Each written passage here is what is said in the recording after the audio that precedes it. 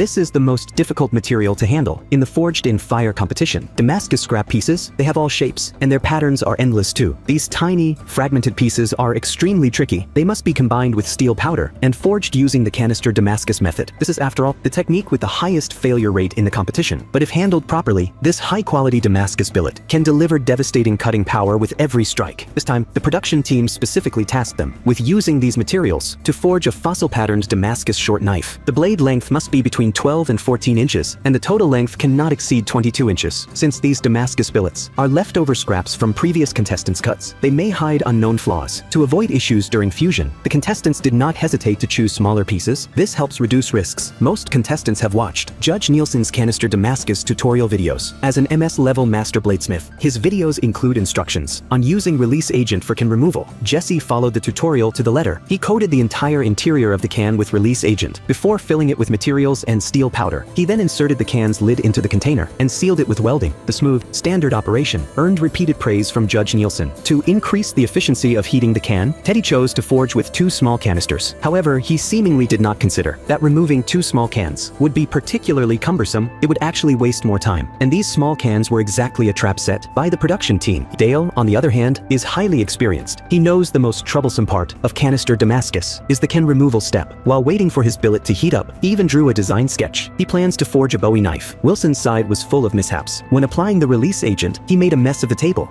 He directly touched the materials with his hands covered in uncured release agent. This could cause cracks in the final billet. Even the white-bearded judge worried for him. By the time he finally started heating his billet, a lot of time had passed. Jesse was already using a hydraulic press to forge his billet. Next to him, Teddy, who chose small cans, finished forging the first can and moved on to the same process with the second. After completing the heating, Wilson also started forging. Feeling confident after the first round of pressing, he boldly cut open the can right away. After checking the billet's fusion, he proceeded directly to cutting and can removal. Dale easily removed his can at this point, obtaining a perfectly fused billet. Jesse swung his hammer to remove the can, and fortunately, the result was good. Only Teddy remained, struggling with the small cans. While the other contestants were forging their knife shapes, he still needed to weld the 2 billets together and fuse them again. We wonder if he regretted his choice now. Wilson was having a headache at this moment. His billet had developed cracks. Judge Doug suggested that, with plenty of time left, he could cut the billet, stack the pieces, and reheat them. But Wilson still opted for welding to fix the issue. Teddy finally caught up, starting to hammer out his knife shape. Jesse, meanwhile, had already completed heat treatment. After quenching, he clamped the knife in a vise immediately to prevent warping. Teddy followed closely behind and finished quenching. His knife had a slight warp, but it was minor. He planned to correct it during grinding. Wilson and Dale also quenched their knives. Dale even performed an acid etching after quenching to make the various Damascus patterns on the blade more prominent. However, due to time constraints, none of them had a chance to inspect their blades thoroughly. So, the 4 contestants